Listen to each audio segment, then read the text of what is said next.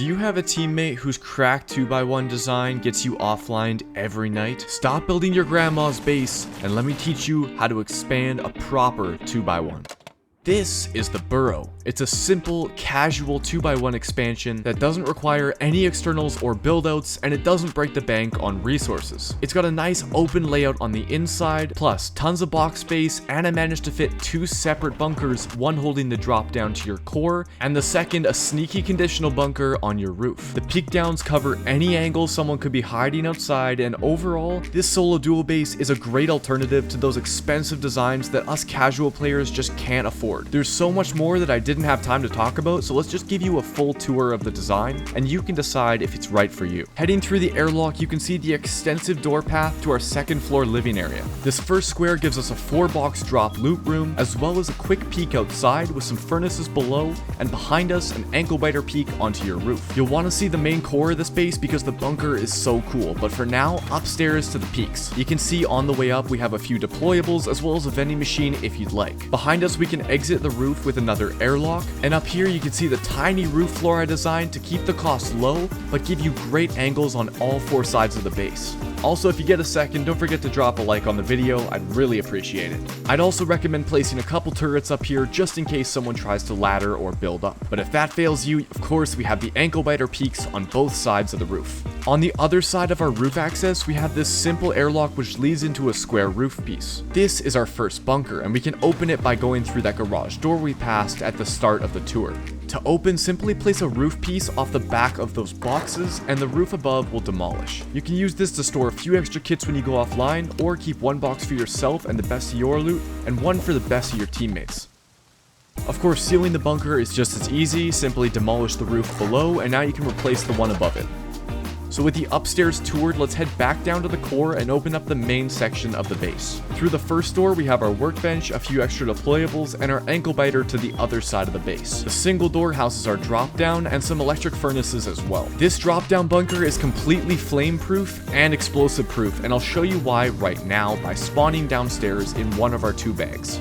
And you can see, even if the fire manages to fall down and burn out this twig jump up we have, it still won't demolish the bunker because it's actually being held up by the twig behind the glass window. And for those advanced builders out there who might be wondering, no, the twig is not splashable through the window. That's because when we seal off the bunker, we attach the twig to the window frame socket and not the back walls. For those of you who don't know much about building, don't worry about this, just placing your 2 twig floors like I did, followed by a spiral staircase off the back one just like this. And of course, when the staircase isn't there, you have easy mobility down into the 2x1, this last square housing your TC and 5 large boxes. As you can see, the upkeep is extremely cheap, and I'd argue that a solo player could get this thing down on wipe day. To build this base, make a simple 2x1 without an airlock, and make a double door frame off one of the back sides like this. Place your TC against the back wall on the same side as your double door. And you can also fit another double door inside, just make sure you only upgrade the frame to wood for now to make placing boxes easier. Now here's the starter layout I like to go with in my 2x1s, but feel free to change this to your own liking. Also, I recently found out only 10% of my average viewers are subscribed to the channel, so if you guys want to show me some support,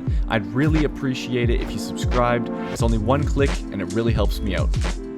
Now at this point, we're going to start preparing for our drop down chute, so we're going to need to jump up to the roof, which we'll build on the back side like this.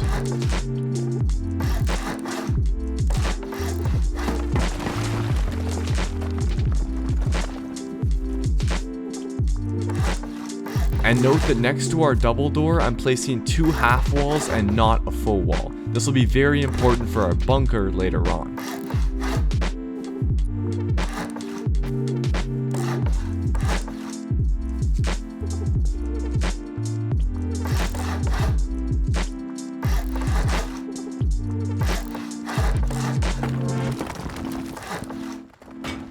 Now, if you don't have the garage door BP, feel free to keep the double doors here and just use the furnace as a jump up. But if you have them, you can replace them inside in the 2x1.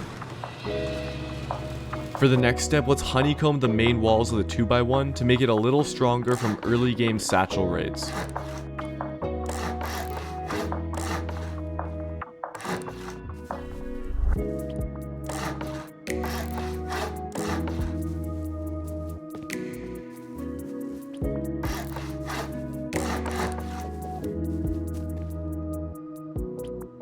And just to balance out the raid cost once this honeycomb is finished, I'd recommend upgrading the 2 squares in the middle to metal. For the next step, we'll start next to the single door drop down and we'll build in those furnace peaks that we saw in the tour.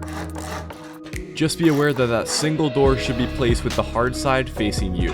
And because the furnaces aren't reachable from the outside, even if you don't have glass windows yet, you can replace them for wooden window bars for now, and then swap them out when you get the glass ones later.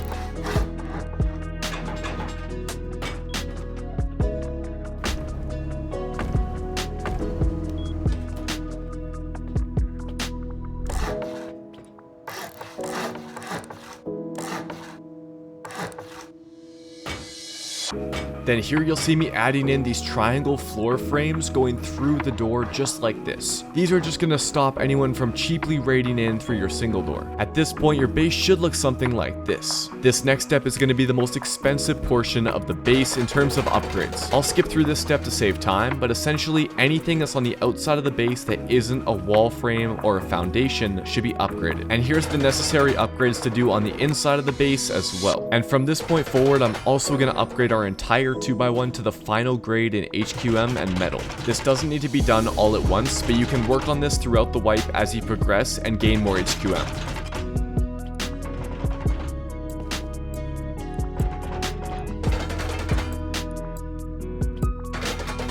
For simplicity's sake, I removed all the unnecessary deployables in the core just to show you the upgrades a little bit easier.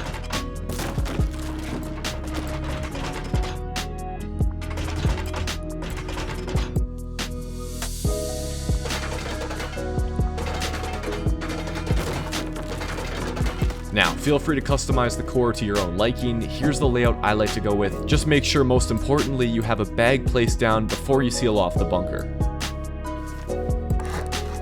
Similarly, here's the upstairs layout I like to go with above the drop-down chute.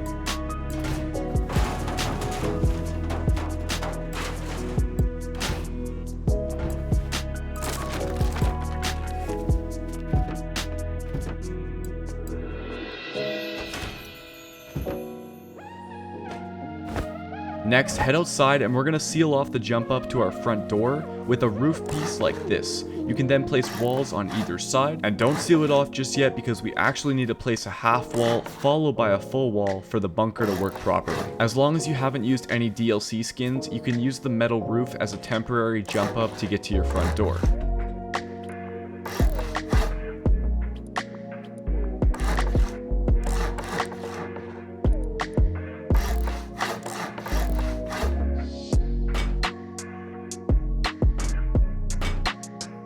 Once completed, this section should look like this, and then let's head over to the opposite side of the base and we'll do the same thing, but this time without the roof piece.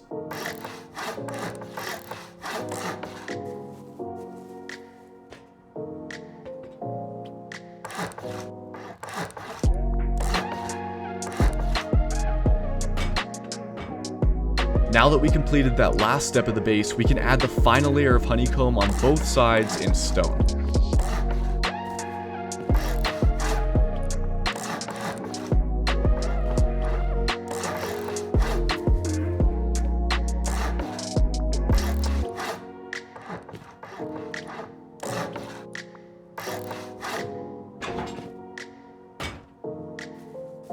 Make sure when placing in these roof pieces, they're facing inwards towards the metal wall and not the stone. Do the same thing on the back side, but this time you don't need an airlock, so you can just fully seal in the triangles. Next, head over to the square with your ramp coming through, and we're going to seal this room off in a simple box like this. Seal off the 1x1 with a roof, and we'll come up to the top later to place in our boxes. As you saw in the intro, the other side will hold the jump up to get upstairs to the roof.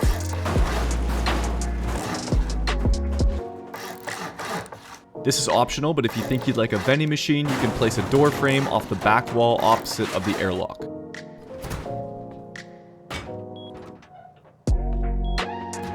Place in your boxes for the bunker. If you do it properly, you can fit in 2 large boxes and a small box, or you can also use the barrels if you have the DLC. If you're doing this on an official server, I recommend testing the bunker and just upgrading it to wood for now until we can ensure that it works properly.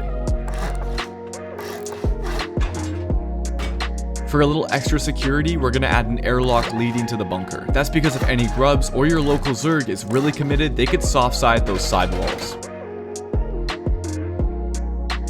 To increase the raid cost a significant amount, upgrade at least the 2 square tiles to armored, and you can upgrade the other triangles around it as you get more HQM through the wipe. Following this, here's all the locations of the deployables I like to use for the base, but you're welcome to change this and use your own layout as well. If you're following this loot room design, you'll have to either upgrade your wall frame to a stone DLC skin or to metal to properly fit the middle small box.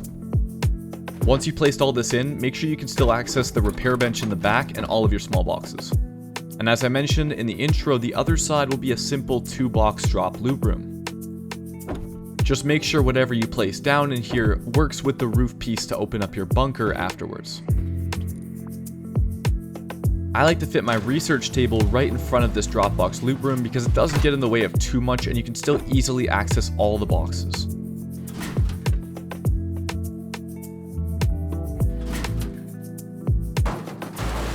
Once again, just like the other loot room, to make sure all the boxes fit properly, we're going to have to upgrade these to a stone DLC skin or to metal.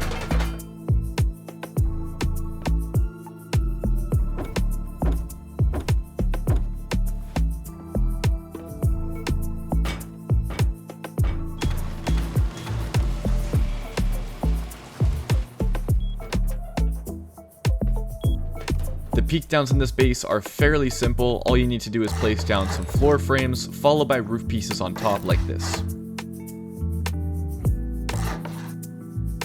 And as you'll see in the video, I find it much easier to jump down below and place this last roof from the ground.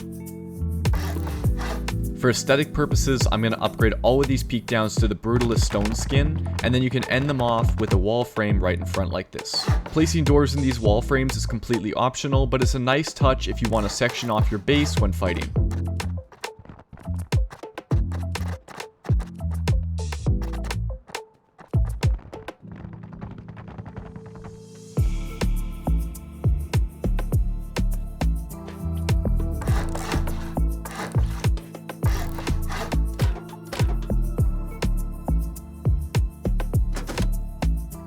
Make sure you place the mixing table slightly to the right so you have the large gap in the middle of the door frame.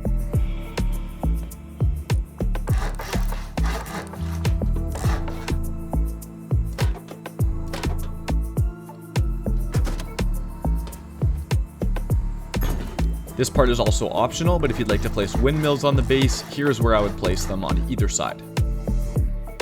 The final touch is to add triangle roof pieces facing outwards on the top of all the wall frames to your peak downs. And with that said, the base is completely finished. I hope you guys enjoy it, I hope it serves you well in your next wipe, and I'll see you in the next video.